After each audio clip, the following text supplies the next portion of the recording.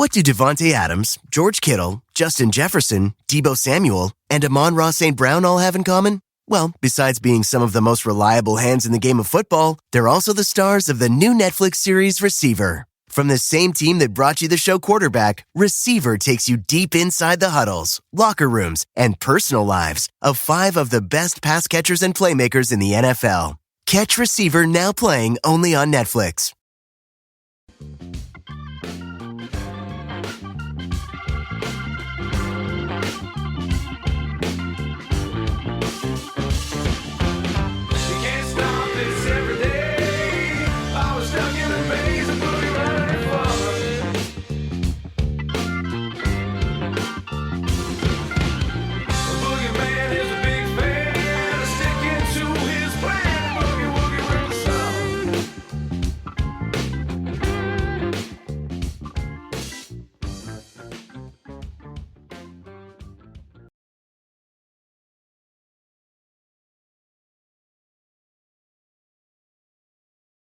Alright guys, hands down, this was the best episode we've had. Phil Handy came on. Before we play that episode, I want to give a quick shout out to our sponsor, PrizePicks. I've been using PrizePicks for a couple of years now. It's the easiest way to play daily fantasy. And what makes PrizePicks fun is you're placing entries on players, not teams. PrizePicks is legal in California, Texas, Florida, and many other US states. All first-time users, use my code LADE. It'll instantly double whatever you deposit. So let's say you put in $100 to start, PrizePicks will instantly put another $100 into your account. Again, code is LADE, or you can click the link in my description. And like I said, I have a lot of fun using it. Been using it for years. If you follow me, you've known that. And without further ado, let's get into the episode. Enjoy, guys.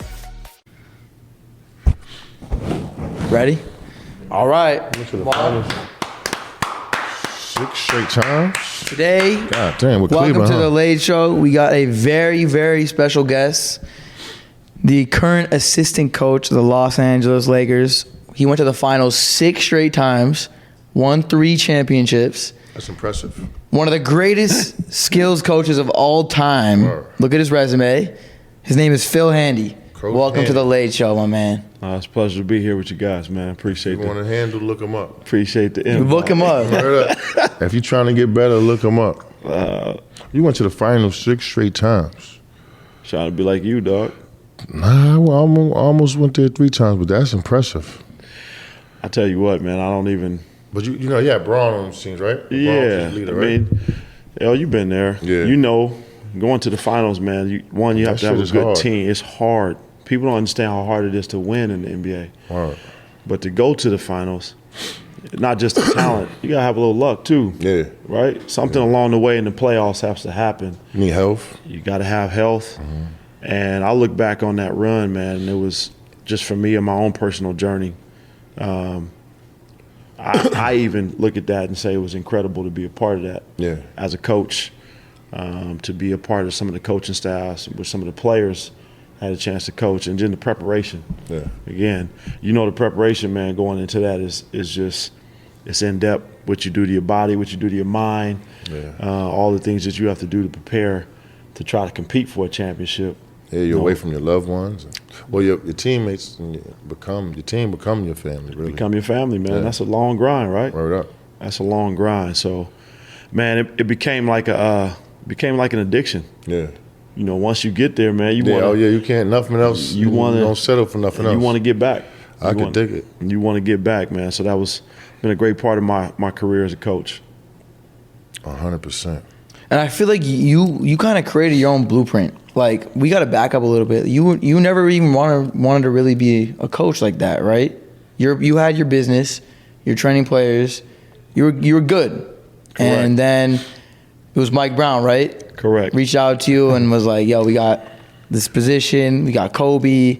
It's like, just kind of speak about that. Like, you weren't that wasn't in the books for you. Yeah, when I retired, I played 10 years professionally myself, most of the time in Europe.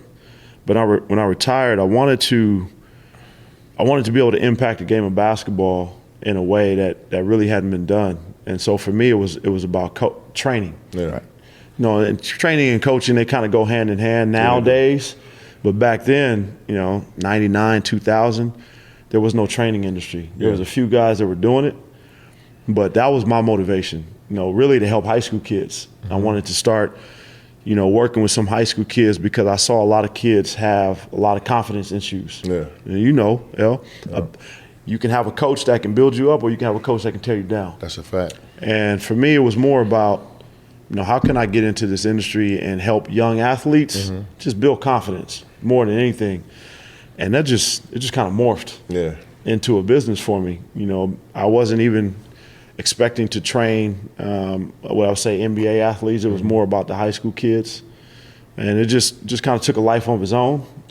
And it was about a 13-year journey, man. And Mike Brown, he hit me up about the job. At that point, I had worked with a lot of NBA players. I worked with a lot of college kids, high school kids. And Mike hit me with the opportunity. And I had to ponder on it for a while. Yeah. Because I was running my own business. I work when I want, travel when I want. I was on my own clock, on my own dime. And I kind of got used to that. But I was also in a mindset of, I wanted to test my own skill set, as a trainer. And so when the opportunity came for me to be a part of Mike Brown's staff with the Lakers in 2011, Kobe was a big part of that for me. Yeah. That was a big part of it. And whether you know it or not, you were a big part of that. I wish we'd have got to hook up. Even though you weren't on that team, there was two dynamic pieces for me that I was just like, man, having the opportunity to work with and train athletes like this, it was going to push me, for me to see if I really knew what I was doing. And that was the real motivation behind it for me to take that job, that opportunity. Obviously, I didn't get a chance to work with you. Yeah. But that was a big part of it. Not yet. Not yet. But yeah, you've like you said, you trained high school level, probably done college, you've done NBA, and you've trained guys like Kobe, LeBron, Kawhi, Kyrie. What do you think separates those guys like Kobe, Kyrie, LeBron, Kawhi? Like, what separates them from everyone else? Well, I think the first thing is they got a God-given talent. They are physically gifted with some kind of natural ability, right? And then on top of that, their desire to work. There's levels to it. There's levels to how guys work. You know it. You've seen it. There is actually a level of how guys commit themselves, and not just the work on the floor, but how you take care of your body. How do you eat? What do you do in the weight room? How do you sleep? There's this whole package of how these guys approach their game from a mental standpoint and then the physical. You move into the physical space, how much time do they spend on the floor working on their craft? It's a big combination of a lot of things. It's not just one thing. The physical gifts that they're blessed with already, and then you add into the mix that they were unafraid of the work. I'll use that term. Unafraid of the work. They're unafraid to push themselves to the limits every day to see how great they could become. Guys that are that good, no matter how cocky that they are, the reason why they are that good is because they have a little bit of humility in them, and that little bit of humility in them is that they are working on their weaknesses all the time. So you got to see like guys like Kobe and Kyrie, where he's like, damn, what's their weaknesses? You know what I'm saying? Cut one move off, they hit you with the next move. Cut that move off, they hit you with that move. Then the bucket. So like, what are things that like people don't see? Like with Kobe, LeBron, you play with Kobe. Like, what are things behind the scenes that no one sees that really like what physically are they doing that sets themselves apart? Like, obviously aside from God-given talent, but like I'm sure there's hours like Kobe in the gym, like before everyone else, and just like really dedicating his life. Well, Kobe trained himself to like Ali used to do, like to be tired, to put himself in that, wherever he needed to be. I don't know how the fuck he got there, because he hardly slept. But whatever he needed to do, like to be tired, you know what I mean? Yeah, I know that story you got with when he told you to be at the gym at a certain time, and like you thought it was at night, and he really meant like 5 a.m. Like, hey man, that was an honest mistake, right there. that was an honest mistake. But to LO's point, man, I think that mindset of pushing yourself to exhaustion and being able to operate in that space, right? That's a tough space to be in, and most people are not comfortable. They're not comfortable being tired and really trying to go, another step. Yeah. It's a big thing. You talk about players like Kobe and Bron, the KDs of the world, you know, Kawhis, the Kyries, Giannis. You think all these dudes, man, they've seen every coverage. You know, so their intellect. You know, people don't really talk about their intellect too. That's right. You remember how crazy? Because I mean, you take a player like Tim Duncan. You know, like it was he was weak when he got double teamed in the post, but then later in his career, you seen when double team, boom, he just started to pick you apart. Had to figure it out. They Figure it out, man. They all figure it out. When you're elite like that, every team is going to try to figure out a way to stop you. So you're going to see multiple coverages. So their IQ is a big part of it too, where people don't really talk about how smart they are and how much they study the game and they're prepared for their opponents on both sides of the ball. Yeah, because LeBron is like, he's like, I told you about this, like Einstein of basketball. If you think about it, he took 3 rookie coaches to the NBA Finals. Yep. I don't even know his high school coach. His high school coach is legendary. Is he? Yeah, man. If saying, you ask Bron about his high school coach. Yeah, well, he had to be because he passed a lot of knowledge, and the God given knowledge. Well, the other that thing LeBron too has. is coachable. Yeah, People don't give him enough Credit for being credit. coachable. And I'm all of them dudes, yourself included. Like I've learned as a coach that elite players they want to be coached. I know some dudes that's good enough to be in the NBA and like they were not coachable, and that's the That's a reason big why thing, they never man. really hit their stride. That's a big thing. It's a collaboration between coach and player. It's not one or the other. It's a true collaboration. That's you a know, fact. players have to be willing to listen to the coaches, and coaches have to be willing to listen to players as well. That part of it is something, again, that people don't talk about. The collaboration of elite players and the expectation that they have from coaches, right? The game plan, the preparation, you know, what does our practices look like? All of that stuff, they want that. They want the structure. And I think where the disconnect comes is when they don't have that structure and they're not pushed from their coaches. So I've always found that elite players, man, they want to be coached. And me as a coach, shit, I want to be pushed to be elite myself. So I want to accept that challenge from players at that level to where I can be, you know, be great myself every day. That's another thing I wanted to talk about because I know, like we said, you've coached some of the greatest players ever. What are some of the things that they've actually taught you when you're there teaching them? Like, what have you learned from them? Man, I do more learning. I tell people all the time, I do more learning than teaching. And that's a great way for me to continue to be a teacher. You know, when you're working with elite athletes, there is something that's in them that's helped them get there, right? So my job is to figure out how to continue helping you be elite. How do you continue to improve your skills? So for me as a coach, my very first question to Kobe, to Bron, to Kyrie, to Kawhi, to any of these guys is, how can I help you?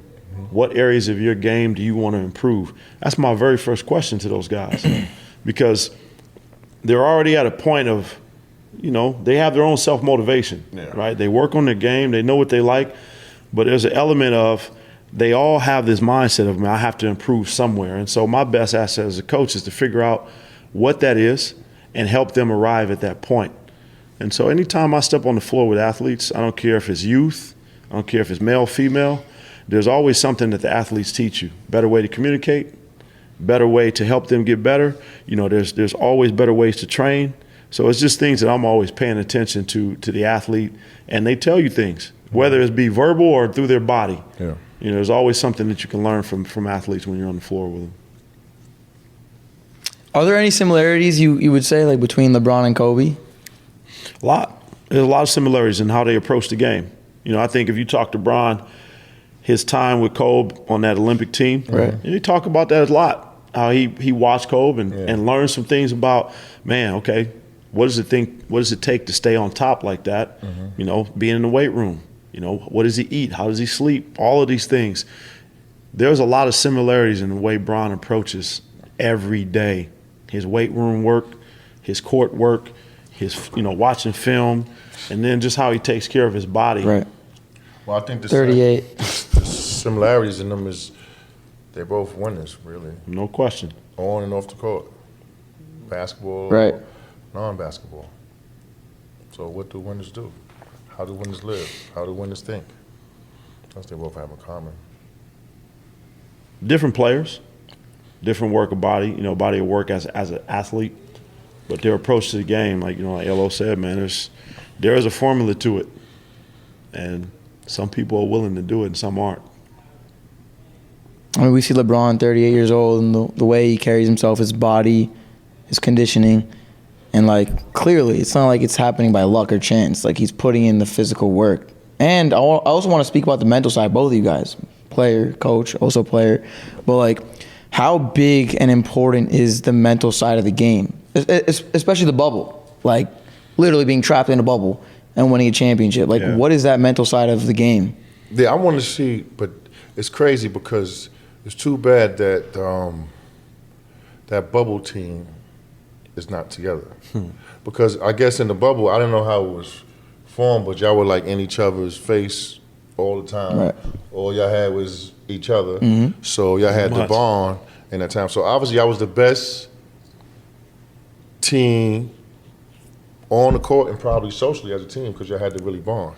So that was a good look just for the whole LA to look at. Man, you know what they did, LO? They spent a lot of time. So the way they had it set up, we were in a big hotel, and every team had their own floor, pretty much the whole floor for your teams. Our guys, man, them dudes played Madden 24/7. Video games, I mean, all that. and they had a league, they had competition. I remember I was talking to Quinn about that. They had an escape to once we got off the court that they found another way to bond.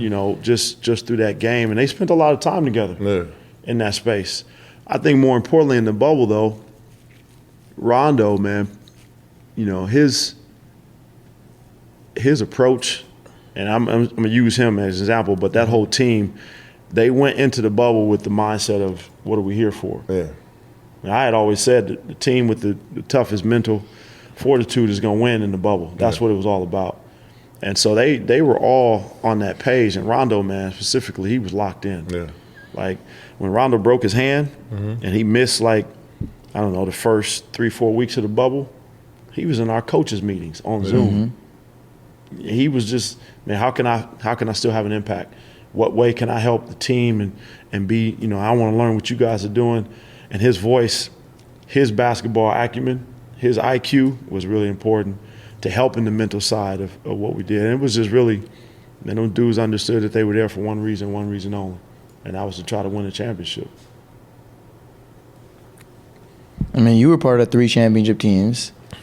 And I kind of want to ask if there are any similarities you see between those 3, and then if there are any between those 3 and our current team right now. Man, LO brought up something about that team that we had in 2020. I think that team had, every piece that you can think of a team needs. You had active bigs between JaVale and Dwight.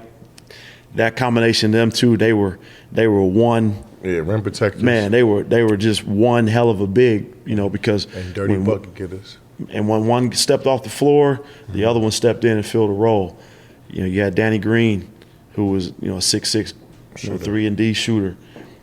KCP, another defender. Alex Caruso, another defender.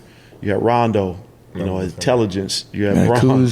You had AD. AD. You had Markieff Morris. We had so many pieces. You had JR. There was so many different pieces to that team. Everybody filled a role. I think that's what every championship team has to have. You have to have elite players, and then you got to have that team. Will kick this team's ass if you exit LeBron out. If easy. LeBron got to sit down and watch them teams Easy. play. I mean, also not like with Kobe passing, like they all went through that together. The games canceled and just being together. A lot of things tied into that, man. But the team was really good. I think Frank Vogel did a great job of having a plan, and our staff of just how do we utilize everybody on this team and let them be at their strength. Championship teams you have to have closers. You got to have a closer. You have to have somebody that's really elite that you could just put the ball in their hands and say, go make a play. No matter what we draw, go make a play. For you or somebody else. So you have to have that. And then the supporting cast around them. You have to have players around the elite guys that know how to play. They know their role. They got to buy in. Right. Know their role. So the similarities between, the teams that we had in Cleveland, you had Kyrie, you had Kevin Love, you had Bron. And then you had the J.R. Smiths, the Iman Shumperts, all the other Richard Jeffersons, the Channing Frys, all the other pieces around those guys that were just high-level role players. Same thing in Toronto. You had Kawhi, you had Kyle Lowry, and then you could take your pick. Yeah, Fred VanVleet, Norman Powell, Serge Ibaka, Marc Gasol, Pascal, OG. When you name off a championship team, you be thinking that they light, but then you start naming them. And like you see the pieces. Toronto, The similarities are there. You got elite players, and then the role players are just elite. And then you take that team that we had. We just talked about all of those guys. So those are the similarities that I saw. Right. And the biggest thing is, like Elo said, is the buy-in. You're always going to have ups and downs through the season. Guys are not happy about playing time or shots or whatever. That's normal. But when it comes winning time, everybody gets on the same page and they understand what it's about. Yeah, I think it's incredible how Russ has fit in so well coming off the bench. Like, no one would have thought he would come off the bench, and boom, as soon as he starts coming off the bench, he's going crazy. And, like, the crowd, like, the fans, like, from a fan standpoint, being at every game, from them going to booing him, and then he steps on the floor and goes nuts. Like, I think it's incredible. And I want to speak about that buy-in factor and the trust that you were just speaking about. And also you, when you were playing, like, you won a couple of championships. Like, well, yeah, just like Russ, I was, I gave into being coming off the bench, and I was about to be a fucking free agent. You know what I'm saying? Nobody wants to take money out of my pocket. Be a fucking free agent, you know what I'm saying? Fucking come off the bench. But I love my team, you know what I mean? I love my city. I ain't want to go nowhere, so I made a decision. It led to 2 championships. Hopefully, Russ come off the bench. Hopefully, we could fucking just make the playoffs. What you think about that, Phil? We can make the playoffs? Oh, for sure. Huh? I know we are. No question. Because I know hopefully when guard James started getting closer to the scoring title, hopefully that'll spark the team up a little bit. It's all about health. Like you said, health is everything. The whole thing. Have health, man. You don't always have a star-studded team. Yeah. Like I said, I go back to the roles, role players, and everybody buying into the roles that are in front of them. You don't do that, you don't have a chance to win. So everybody has to be on the same page, and you got to be healthy. You got to take a little bit of luck. We last couple of years we haven't had either one. We had a lot of injuries, a lot of bad luck, but that's just part of the game. That's part of it, man. You got it comes with the territory. You try to put yourself in the best position to win games as possible, and those guys that are the next guys up, right? They have to do their work to where they can stay ready. That's the phrase of staying ready for when the name gets called. Got the perfect dude around them to keep them ready. Well, I don't do it by myself, man. We got a great staff. Yeah. We got a great staff of guys that love to work. They bring energy every day. And, it's always something where you don't really see what goes on behind the scenes. That's a fact. Right? You see the wins and losses, or you see what happens on the floor, but people don't always get to see what goes on behind the scenes and the daily work. Yeah. And then just the mixing. Some days we come in as coaches, man, we don't know who's playing. Yeah. So you got to figure out, all right, well, this guy's hurt today, that guy's hurt.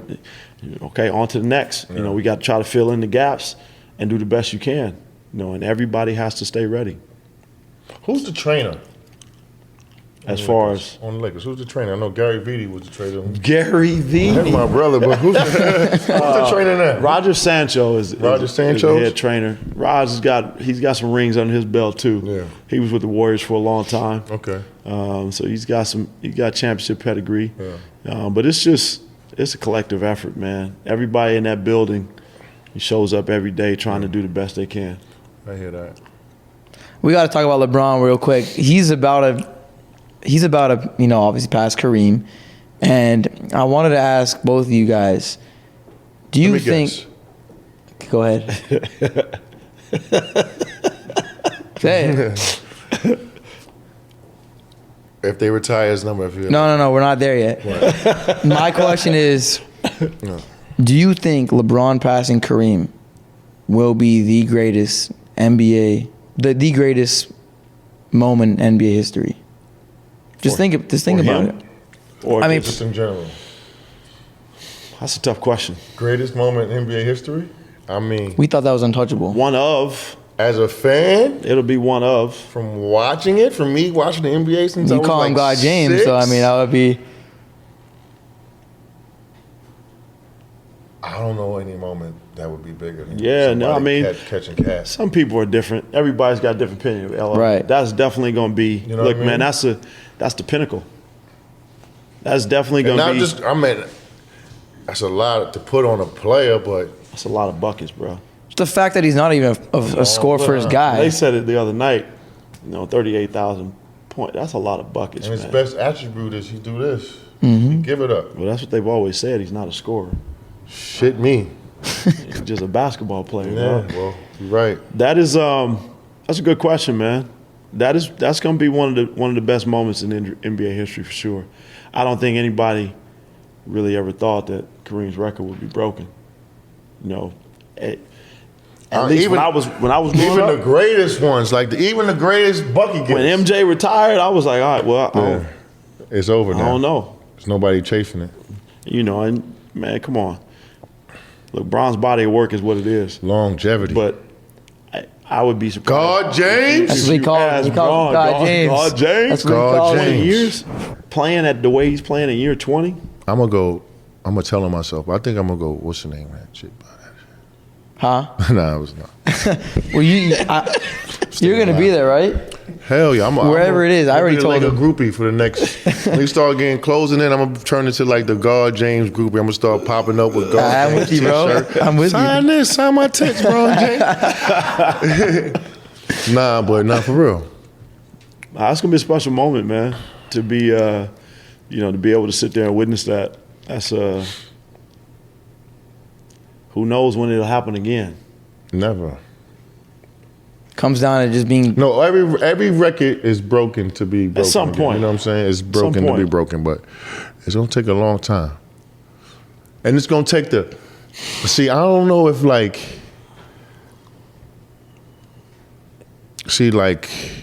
The key to it, LO, is the longevity. You said it. That's what yeah, longevity, but like Kobe, he didn't have to say it. You knew it through his play, who he was trying to chase. You feel what I'm saying?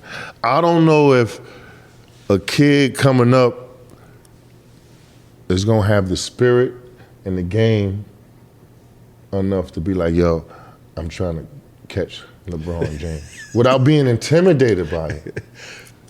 You know what I'm saying? Top of the food chain, dog. It's probably like an 8-year-old kid, maybe like who knows where he at. Well, the key that you just said, though, man, the energy. Yeah, you gotta have that shit in your spirit. That's the God in you. Gotta Love tell for the you, game. you gotta want to do that. That dude loves the game, dog. There's no, if you ever watch, sometimes he'll post a story, he got 6 or 7 TVs on, Mm-hmm. all hoop.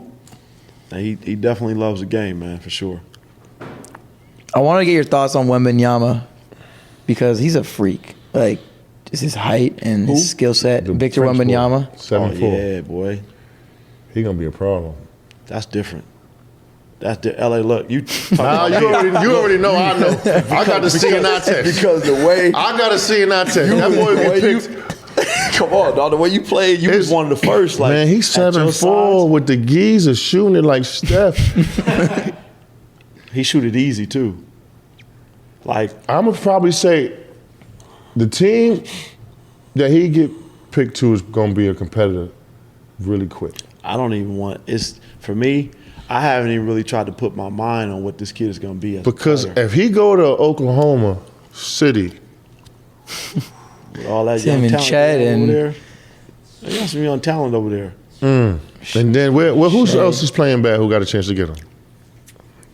Rockets. Houston Spurs.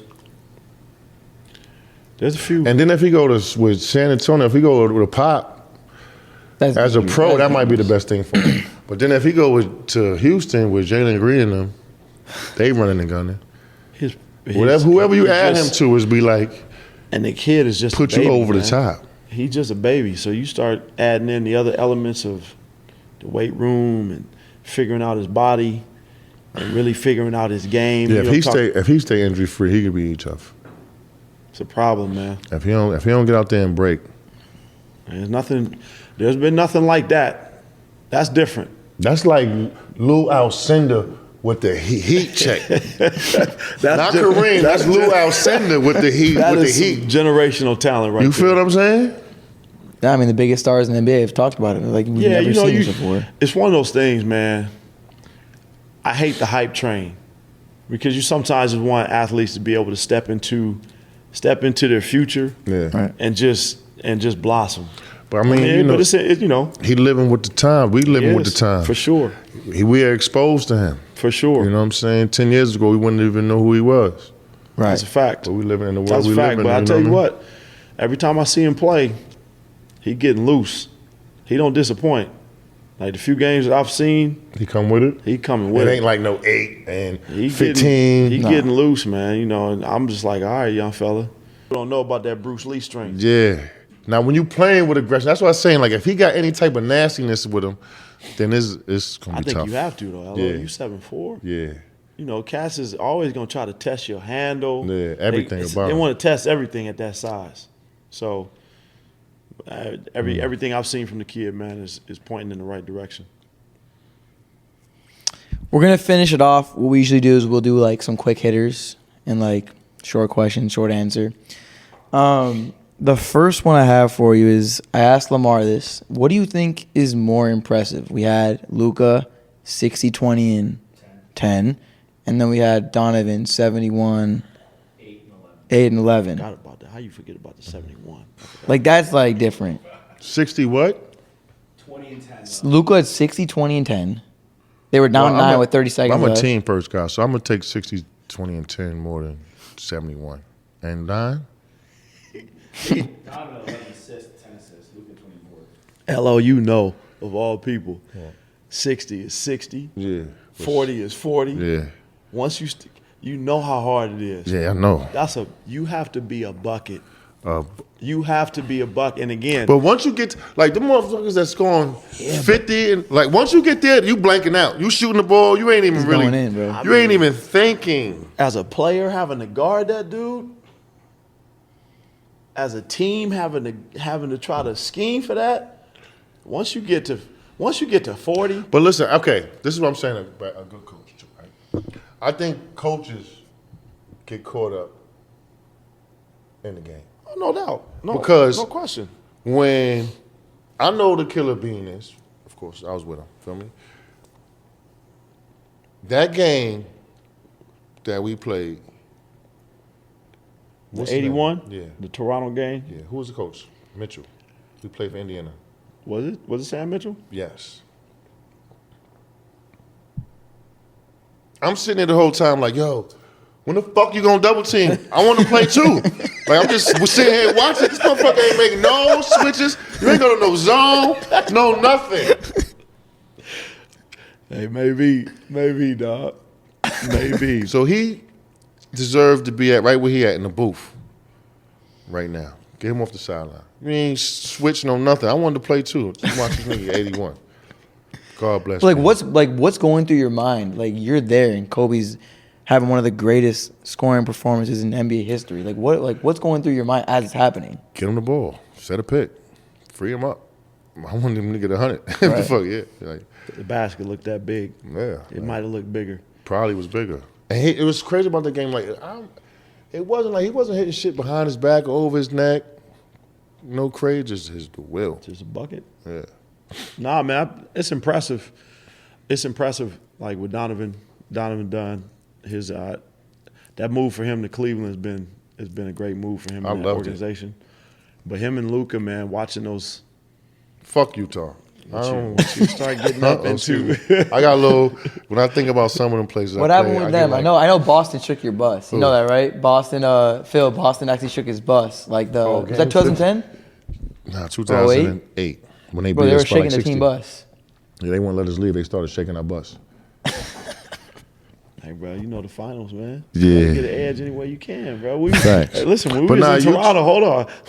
When I was coaching in Toronto, the fans would be outside the Golden State Hotel 2, 3, 4 in the morning. Not let them sleep. Going nuts. Y'all not getting no sleep. They was out there. Hold like, up, when y'all was playing in in Golden State. Toronto, when Oh. we played Golden State in the finals, dog. The fans was- was yo. outside the hotel, like. But I'm telling you, y'all ain't getting no sleep. There will be no Fans sleeping. are short for fanatic. For sure. Fuck Psycho. Utah. And fuck Phoenix, huh? No, seriously. Those must have been some of your tough series. Yeah, no, it was, but I don't like the way. You know, like you could say fuck me or fuck you. You know what I mean? But don't try to like So fans back demasculate. then are fans back then worse than they are today? I would say yeah. More loyal? To their team, hell yeah. Okay, I'll give you an example. Remember that remember that photo shoot? They was questionable, like the all-white photo shoot that Kobe did? Mm-hmm. We get to Utah. These niggas got that shit on every... They did their homework, dog. They did their homework, man. They ready. on every fucking seat. Every advantage they can get. And then on one occasion, in Utah, this motherfucker had a blow-up doll and a French maid outfit, and it had a sign around his neck that said "No means no." Ooh. Yeah, they went there. That's not even funny. I was like, "Yo, y'all got to get that taken That's down." crazy. Hey, fans do their research, man. That's going a little too far. They do, They do their research. and I'm not mad at them, but fan is short for fanatic, right? That's a fact. And I respect that. Because they're just fans. They're not going to get fined. They're not Yeah. going to get, like, kicked out of the league. But Like, I think it's like, is Is there a fine line? I think so. That's crazy. In human I didn't know that was decency, crazy. I would think so. You know what I'm saying? That's In crazy. human decency, I would think so. We're all God's children. Continuing with the quick hitters. This one's for Phil. Your favorite Kobe story? Oh, man. I tell you, I didn't spend as much time as LO did with him, but it was something different every day with that dude. I was,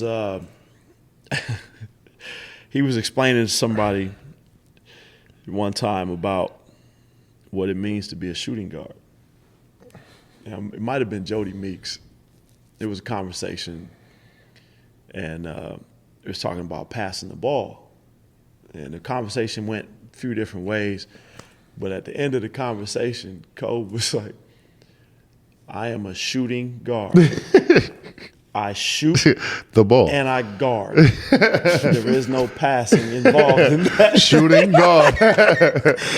Yo, that's crazy. And he was, You know what's so crazy? Most people don't even think about that. They say shooting guard. he said, The I guard shoot that's supposed to shoot. The shooting and I guard. guard. I never That's even it. thought about that. Shoot and guard. That's what you're supposed to do with the shooting guard. It was, man, there's so many of them, you know. Yeah. You know, dude. It My was shit, so we many of was them. on the bus one day. He was like, so after the game, he was like, "Yo, I'm better than Mike."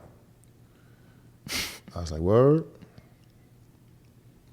Nah, I'm gonna eat that and let that chill, but I don't think you better than Mike, Bean. I love you, but And it was just you, right? No one else heard that? nah, nobody heard that.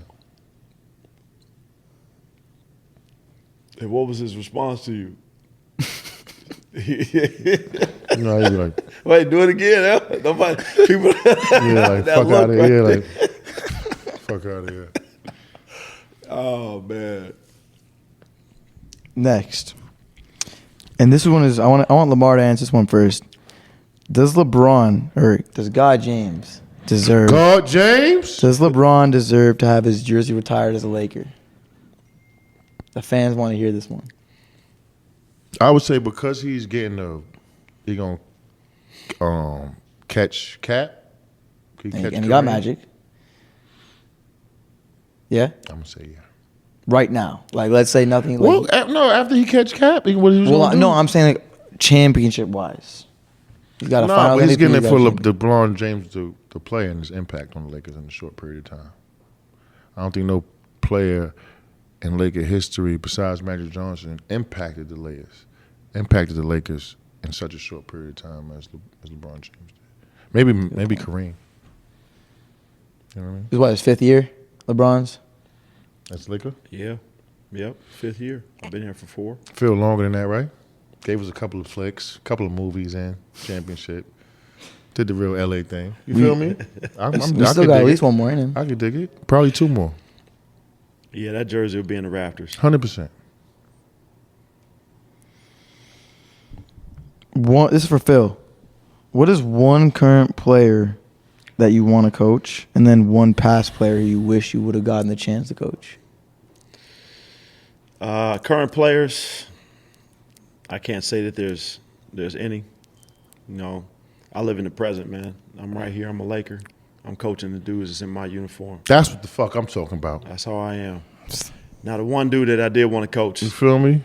this dude right here sitting next to me. That's what I'm talking about. I ain't gonna even hold you. Just We'd have because shook we on the their ass show. up, Phil. No, like seriously. So close to it, too. That was one of the things that when I took the Laker job, I had wrote some notes Yeah. and just talking about players and, man, and your size, Elo, and your skill set, the way you played, Yeah. like being a complete player, We'd have shook their ass up. man, I told Mike Brown, and Mike Brown even said it. I don't know if he ever told you this, but you were one of the main reasons why he took the job. And I spoke to him right before the trade started, right before it happened. I spoke to him. And that was a big thing for me, man. Like I was always a guy who wanted to coach players and work with players that can do multiple things. Because once you sharpen your skills in 3 or 4 different areas, what they gonna do with you? Nothing. Call for help. Let me help. For sure. Next, Cole, we got 4 more. Which player made you most proud of the progress they made under you? And I want to hear about Chrissy because we spoke about it a little before we shot the pod. But that's a tricky question for me. I've always been a coach that, because I was a former player and I knew how much work you had to put in. Like, again, the word collaboration for me has always been truthful. I've never been a guy that's tried to take credit for what players do. Like, yes, I be in the gym, I help them, but you got to do the work. You have to be committed to that process. But I will say that, man, me and Kyrie are like thicker than thieves. My time with him, man, to see his development, but Kobe also played a big part in that relationship. You know, when I got to Cleveland, Kobe was very open about building a relationship with him and taking him in. But just to see Kyrie's development in his own space, his own mental, his ability to tap into his own, understanding of how much work I have to put in, it was a lot of growth for him because Kai was just a kid. He just liked to hoop. Yeah, he was probably just been nice. He was a hooper. Like, When I first got to Cleveland, that was the first thing he said to me, like, Coach, man, I just like to hoop. Yeah. I don't really work on my game like that. But the transformation, seeing him take that leap, man, and really understand the value of working on his game and getting in the weight room to prevent his injuries, I was really happy, man, to see him take that trajectory. And, to this day, I think that's still what he lives by. Because he fucking them up out there. The work he does. just a hooper. Man. He's a bucket. Can't nobody stay in front of him. No. No. Hey, man, I took a lot of flack for a comment that I made. And I'm going to say it here on this podcast again. What's that? I said, and I want people to understand, I said if Kyrie was 6'6", you would be looking at somewhat of a mirror of Kobe. Yeah, because the I remember footwork. His skill set. Yeah, all I'm that not left talking hand, about right hand. the mentality or the Yeah, you're but right. his skill Footwork, set, all that left angles, bruh, understanding angles. if Kyrie was 6'6", it would be a problem. I can see that finishing. You ask anybody in this league if they want to see that man at 6'6". Nah. Understanding his opponent and all that type of shit. No, sir.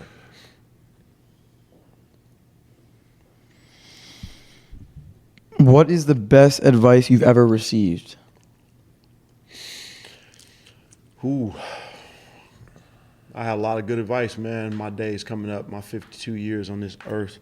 My father was very old school, and he was very much into control what you can control. My dad really instilled that in me at an early age of just understanding your work ethic is one thing that you can control every day, no matter how you feel. you can decide to get up and do your work. And so that's always kind of lived with me. You know, my work ethic has always been really at a high level as a player, as a coach. So I live by that. You know, and Kobe also gave me some great advice too. Stop caring about what people think about you. Mm-hmm. And, you know, so I've had a lot of great advice, man, but those two things have really stuck with me, you know, for a long time. You know, as a young adult coming up, and then as a grown man. 2 more questions. Who are the top 3 most underrated players ever for both of you guys? Underrated? We always talk about the best players of all time. Who are the most underrated? Like guys who have been in the league, who have been coaches, like around these guys, and see, not just analysts. Who underrated? I know Lamar says Zebo. Yeah, Zach Randolph, without a doubt. For me. Yeah, that's a good one.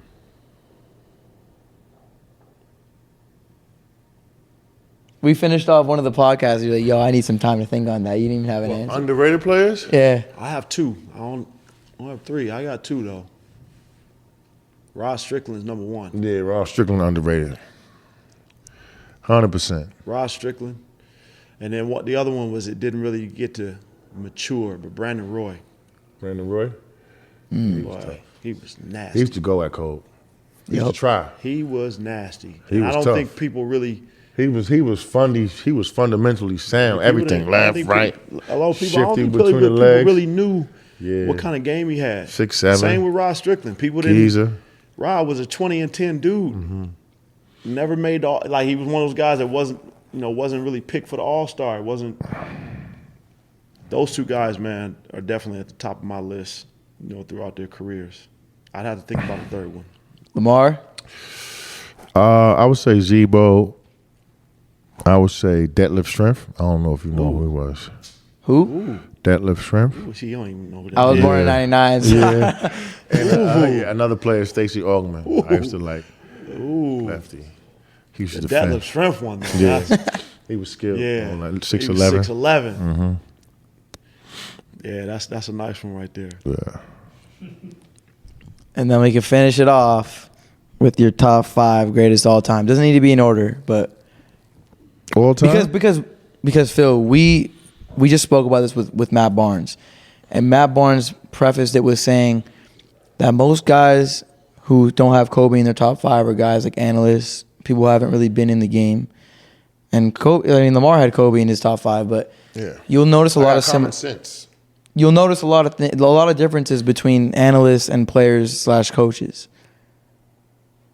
So with that being said, like no order, it could be like who are your top I think 5? the top 5 is, I really honestly think it's subjective because you got all kind of people that'll put all kind of variants, and I don't think any of those will be wrong. Right. But for me, in no particular order, MJ, Bron, Kobe.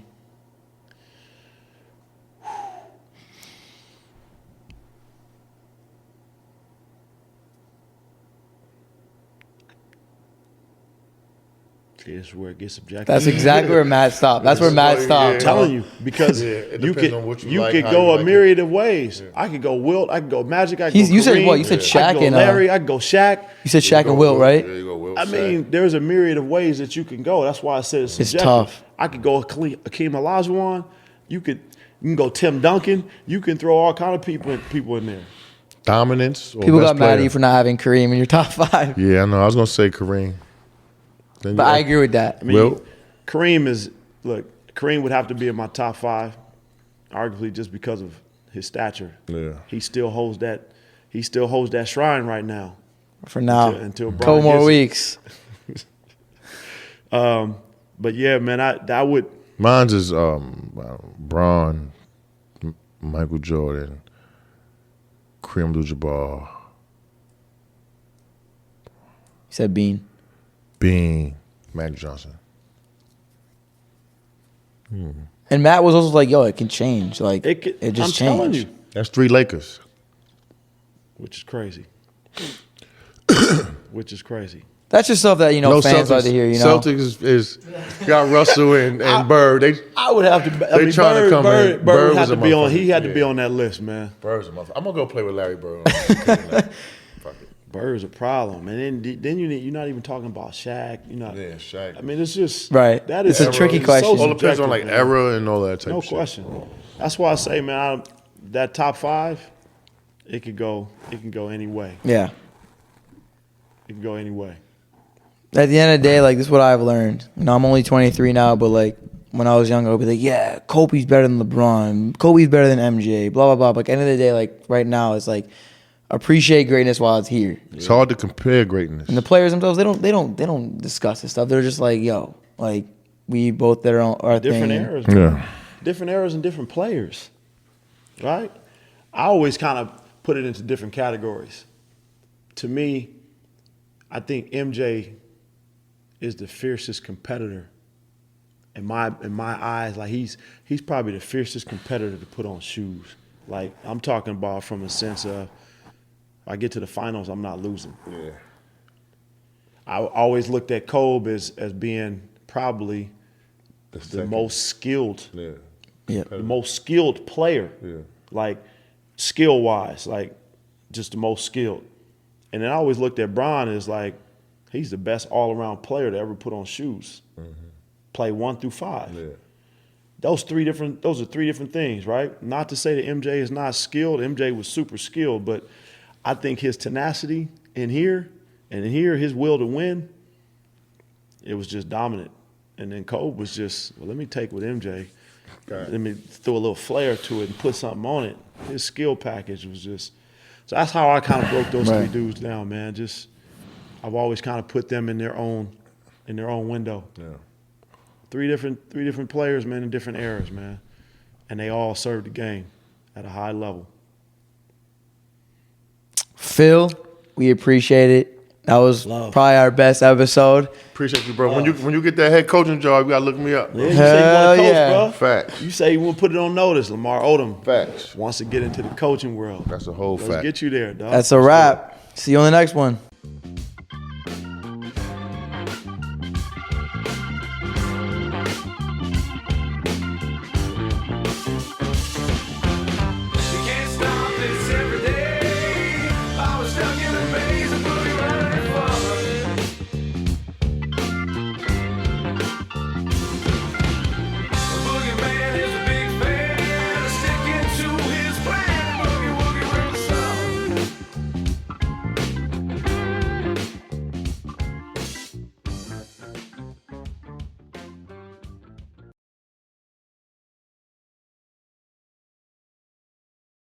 What do Devontae Adams, George Kittle, Justin Jefferson, Deebo Samuel, and Amon-Ra St. Brown all have in common? Well, besides being some of the most reliable hands in the game of football, they're also the stars of the new Netflix series Receiver. From the same team that brought you the show Quarterback, Receiver takes you deep inside the huddles, locker rooms, and personal lives of 5 of the best pass catchers and playmakers in the NFL. Catch Receiver now playing only on Netflix.